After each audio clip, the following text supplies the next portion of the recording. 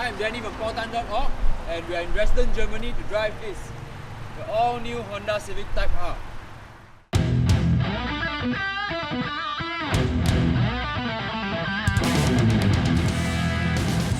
Now, if you care about cars, you would have seen this thing around.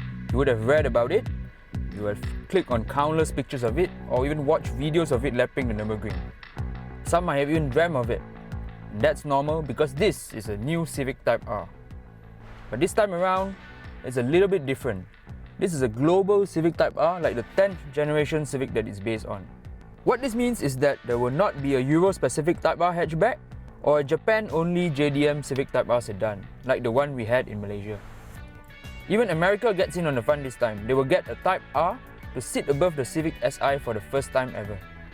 Like the previous generation model, this FK8 Civic Type R is powered by a 2-litre VTEC Turbo engine with 320 PS of power and 400 Nm of torque. That's about 10 PS more than before, and the gains are mainly from an exhaust system that's more free-flowing. Like before, the only gearbox choice is a 6-speed manual. There's no automatic option, so this is only for the committed. This combination is good for 0 to 100 in just 5.7 seconds. And a top speed of 272 km per hour. But of course, the Civic Type R's claim to fame is that it's the fastest front-wheel drive car on the Nürburgring, with a time of 7 minutes and 43.8 seconds. As for the exterior, you will definitely see it coming because the Civic Type R looks really wow. The regular Civic hatchback is already a sporty-looking car, but Honda has added plenty of Type R specific bodywork and aerodynamic parts. It may all look very extravagant, but Honda insists that the aero bits are all functional. The Civic Type R goes one step further than reducing lift. It's the only car in the class to produce real downforce, and that's useful for stability at high speeds. At the front, the FK8R has the all-important red Honda badge and the Type R logo. There's a carbon fiber style splitter as the lip, and there are air curtains at the edges of the bumper. As you can see, it's functional, and air flows through to reduce turbulence over the front wheels.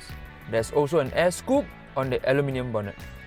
On the sides, you'll find wider arches to fill the massive 20-inch rims, which come with model-specific Continental tyres. Now, Honda says that this tyre's performance is equivalent to Michelin Cup 2 tyres, so they're very sticky stuff.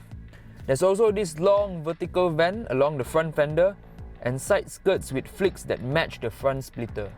On the roof, you will find these vortex generators that direct and accelerate air into the giant rear wing, which helps suck the car to the road.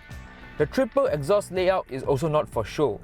Honda says that the smaller middle pipe acts as a sound controller, raising volume at full throttle and reducing boom when cruising. So, what do you think of the looks? Some would prefer something more subtle, something like the Volkswagen Golf R. Some, on the other hand, would absolutely love the brashness of the design. If you're not mad about the looks, it's good to know that most of the OTT bits are functional, rather than just for show. Step inside and it's nowhere near as wild as the exterior. The dashboard is standard Civic with carbon style trim and plenty of red. You will find red on the dashboard, the steering wheel, the meter panel, and of course the seats, which by the way are very supportive but also soft and comfortable. The main event is the center console, which houses the lovely manual gear knob and the numbered plug behind it.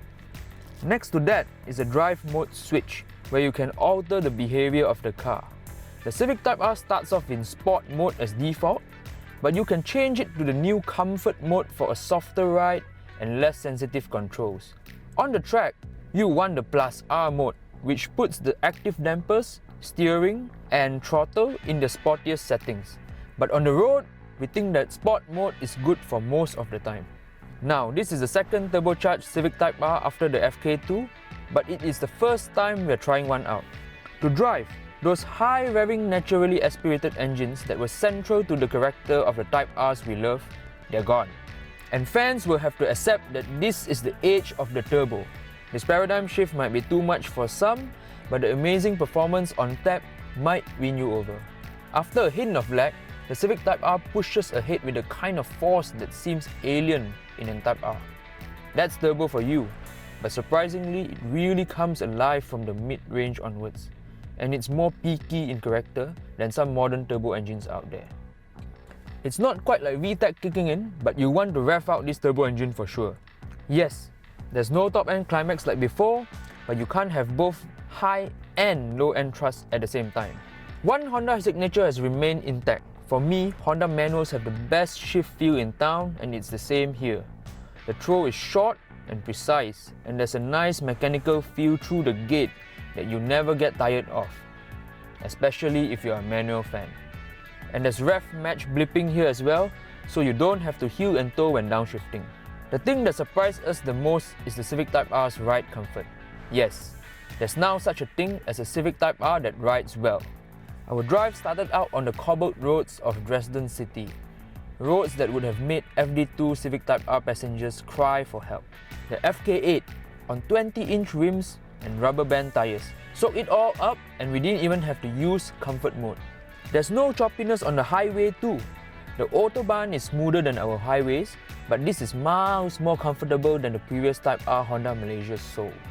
With good refinement for a car with such performance, the Civic Type R is no longer just a track special, but one that you can actually travel outstation in. A track is needed to even get close to the Civic's dynamic potential, and we were given a few laps around the Euro Speedway Lausitz ring. The main takeaway from the circuit is the Civic's depth of ability. It makes it foolproof for the amateur and a Nürburgring eating beast for pro drivers. It feels really agile for a hot hatch of this size and power, and there's amazing traction out of corners too, with no torque steer to distract you as you power out. But it's the Civic's stability, especially under braking, that really stands out. A super fast car that's vice-free? This is as close as it gets. Overall, the batch is the same, but this is a different kind of beast from previous Type Rs. It's more than just the switch from NA to turbo, but a change in overall philosophy and ambition as well. It's not easy to do so because of the wild looks, but try thinking of the new Civic Type R as Honda's attempt to outdo the best European hot hatches at their own game. That's the reason why this car was developed and proven, not at Tsukuba, but the world's most demanding track, the Nürburgring. It rides well on Europe's cobbled roads and the Autobahn, because that's its new habitat as well. This is Honda's European hot hatch, and it's a fantastically capable machine. You can read our full review of the new FK8 Honda Civic Type R on paultan.org. This is Danny, and thanks for watching.